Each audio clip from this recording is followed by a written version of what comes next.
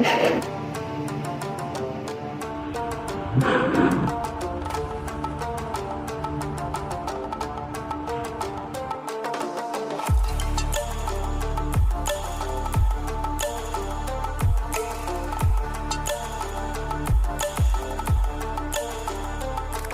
Friends, কি খবৰ? আশা কৰোঁ আপোনালোকে ভালে আছে। আজি আমি এটা ধুনীয়া এক্সপেৰিমেণ্ট কৰিবলৈ লৈছোঁ। আজি এই এক্সপেৰিমেণ্টৰ বাবে মই ব্যৱহাৰ কৰিম এই গ্লাছৰ বটলটো আৰু আইচ'প্ৰপেল এলকহল। বন্ধুসকল, আপোনালোকে জানে যে আমাৰ মদৰ বটলতো এলকহল থাকে, কিন্তু মদৰ বটলত প্ৰায় 50% আশে-পাশেহে এলকহল থাকে। কিন্তু তথাপিও যেতিয়া আমি সেই মদটোত জুই লগাই দিওঁ তেতিয়া জ্বলি যায়।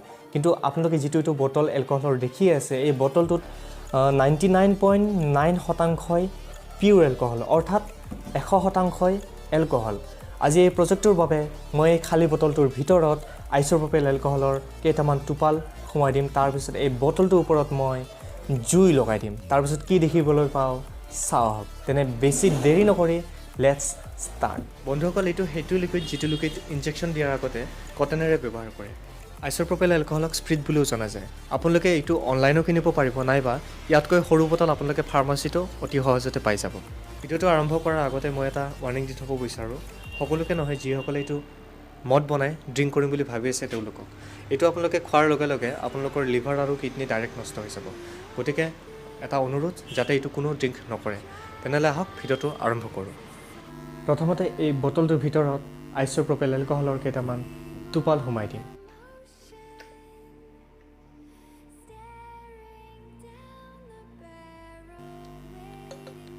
খুব বেছি নালাগে, মই 10 টোপমান ইয়াত এলকহলৰ টোপাল সোমাই দিছোঁ।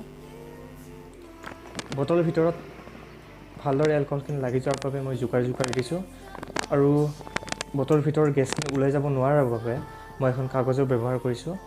তেনে এতিয়া ইয়াত জুই লগাই চাম।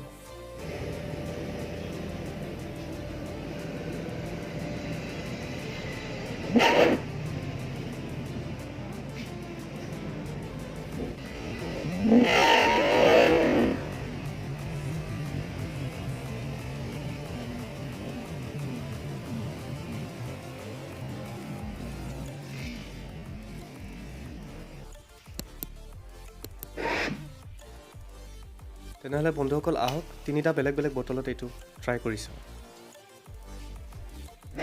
বন্ধুসকল, প্ৰথম বটলটোৱে কাৰোবাক জোকাবলৈ সুহুৰি মাৰি দিলে। দ্বিতীয় বটলটোত এইটো ফেইল হৈ গ'ল। তেনেহ'লে আহক শেষৰ বটলটোত এইটো ট্ৰাই কৰি চাওঁ। আহক ফেইল হোৱা বটলটো আকৌ এবাৰ ট্ৰাই কৰি চাওঁ। বন্ধুসকল, প্লাষ্টিক বটলটো আপোনালোকে এইটো ট্ৰাই কৰি চাব পাৰে, কিন্তু প্লাষ্টিক বটল গলি যায়।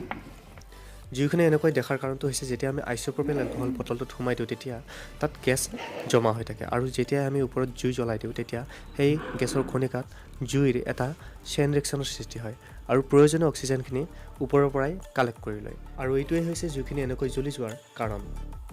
আজিলৈ এইখিনি। বন্ধুসকল, যদি ভিডিঅ'টো চাই ভাল পালে তেনেহ'লে প্লিজ লাইক কৰিব, শ্বেয়াৰ কৰিব আৰু কমেণ্ট কৰিব, আৰু চেনেলটো যদি এতিয়ালৈ ছাবস্ক্ৰাইব কৰা নাই তেনেহ'লে প্লিজ চেনেলটি ছাবস্ক্ৰাইব কৰি দিব। জয় আই অসম, বাই বাই।